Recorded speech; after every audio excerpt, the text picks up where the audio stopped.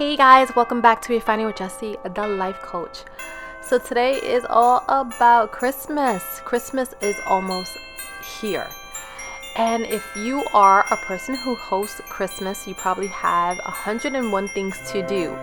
And so today I'm going to be sharing 6 things you can start doing today, this weekend, before Christmas actually hits us, to get you started on your prep for your big celebration. So one of the best ways to get started early is to focus on your tablescape. So the tablescape is so important during the holidays because that's where everybody's going to gather around to come together and eat together, break bread, share stories. So a dining area is usually the focal point of the whole house, right? Because it's what people usually see first. It's usually what catches people's attention. So if you have not done it yet, definitely focus on getting your tablescape together, setting up your table, putting everything nicely together, right? That's one of the things that it does take time, and if you could do it in advance, specifically this weekend while you have time off, or maybe you already started your holiday weekend, definitely get started. If you have a formal dining table, even better, like a formal dining table that you are not using, it's great to actually start setting your table.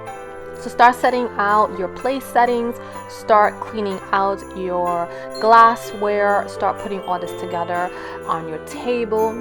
A good tip is if you have several guests coming for dinner, it's always great to put out a seating chart, like seating arrangements.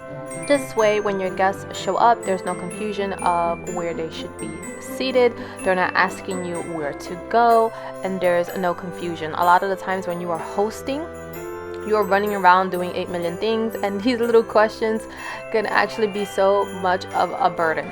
So it's always great to prepare that in advance. Another tip is to actually set out a menu. So I picked up this ceramic set that includes a menu base, and then it has little place settings, and it's great because everybody can see what is going to be served for dinner, and at the same time they could just look for their name on the table to know exactly where they are going to be seated at. And what's great about this set specifically is that you are able to write directly on the place setting. You can just use an erasable marker, and you actually can wipe it clean when you're done with it. So you can use it over and over and over for multiple occasions and multiple settings. So it's actually a really great set to pick up. I actually picked this up at Bed Bath & Beyond. It also makes your tablescape look so formal, and at the same time, like I said, a lot of the times when you are hosting, people ask little questions like this, they'll be confused. So this helps just avoid confusion. Everybody knows exactly where they need to sit at, and they know exactly where to go.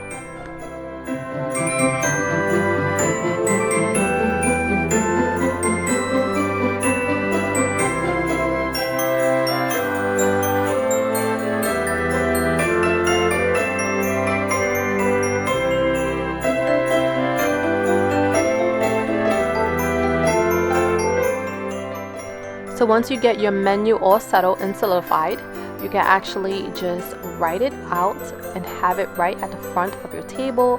So when your guests come in, they can actually be able to view what you are serving. So instead of having a menu placement at each setting, you'll have one main one, and it takes away some of the work. So if anyone is unaware of how a formal table setting should be placed, we are going to cover it. So on the right hand side, you should start with your water glass and then your wine glass. Usually it's red wine and then white wine, but if you're not having both, then just put one on. Then you're going to start with your dinner plate, right?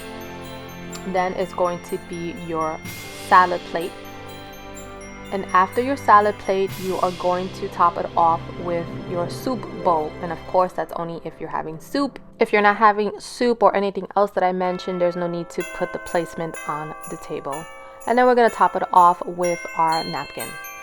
And then we're going to get into our utensils. So utensils regarding forks, that's always going to go on your left hand side, and that's going to consist of your salad fork, your dinner fork, and then followed by your dessert fork. We are not going to be having a dessert on the dining table, so I'm not laying it out.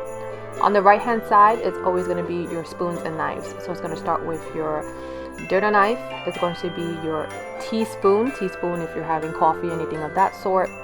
And then your soup spoon if you are indeed having soup with your dinner.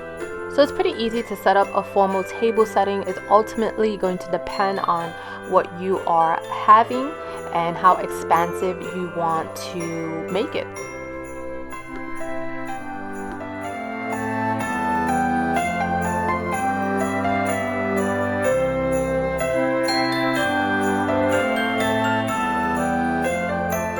So now we are moving on to preparing your bar cart, setting up your bar cart. Now this is something, of course, you can do a couple of days in advance.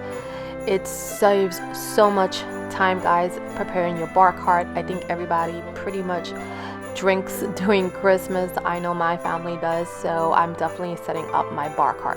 So I'm gonna start by just wiping everything off. This bar cart is made out of glass, so of course it gets dusty, and I will always suggest doing all of this in advance because it takes time. And so the first thing I'm going to start with is my decanter. So I am Puerto Rican, and us Puerto Ricans drink coquito every Christmas, right? It's our signature drink. So the coquito is going to be going inside the decanter, and I'm just going to lay out a few extra glasses because there's always people who just kind of stop by on Christmas Eve. So just in case they do, I already have glassware already cleaned and prepared for them if they want to have a drink. Second thing I'm going to be laying out is my toasting flutes. This is for champagne. We are going to be doing a champagne toast at 12 o'clock. We open our gifts on Christmas Eve. And so these are pretty delicate, so I try to not use them often. I try to use them on special occasions. It has that really kind of thin handle on the bottom, so I gotta handle them with care. But since it's Christmas, you know, we want to take out you know, all the good stuff, you know, pull out all the stops. So I'm actually setting that up so when we do our toast, we are ready to go. And then I have a mixer, and that's actually for me. This mixer is for me because while I'm preparing everything else, I am going to be taking some drinks.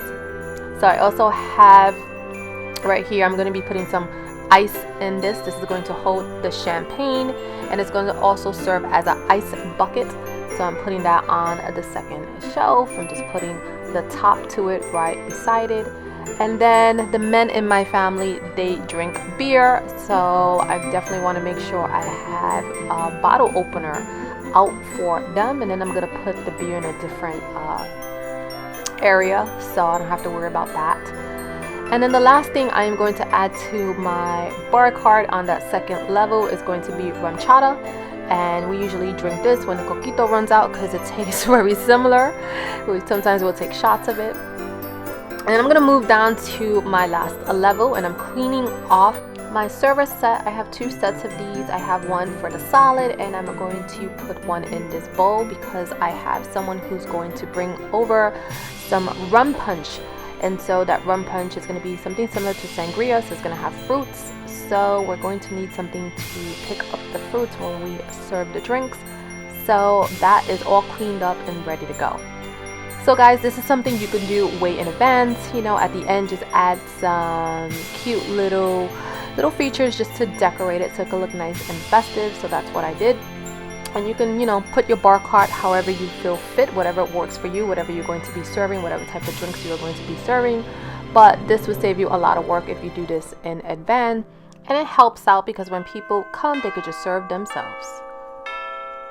Now we are moving on to setting up where you are going to put your hors d'oeuvres and get your serveware all ready. So I always would suggest when you are hosting to always have some type of appetizers out. So just in case if the food is not ready, it's not prepared by the time your guests arrive, they have something to munch on. And so, you know, find a spot wherever works for you. If you have another bar cart, you can set that up. I usually use several bar carts when I entertain, but this year I'm actually trying to just keep everything at a bare minimum. So I am going to be setting up my serve section for my appetizers and things of that sort across from my dining table.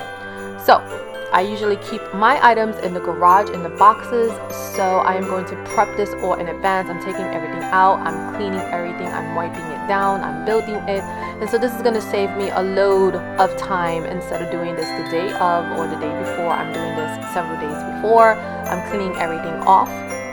You might have to wipe it off again if you do this on a Friday or a Saturday. Christmas is what, Tuesday or Wednesday, depending on when you celebrate it.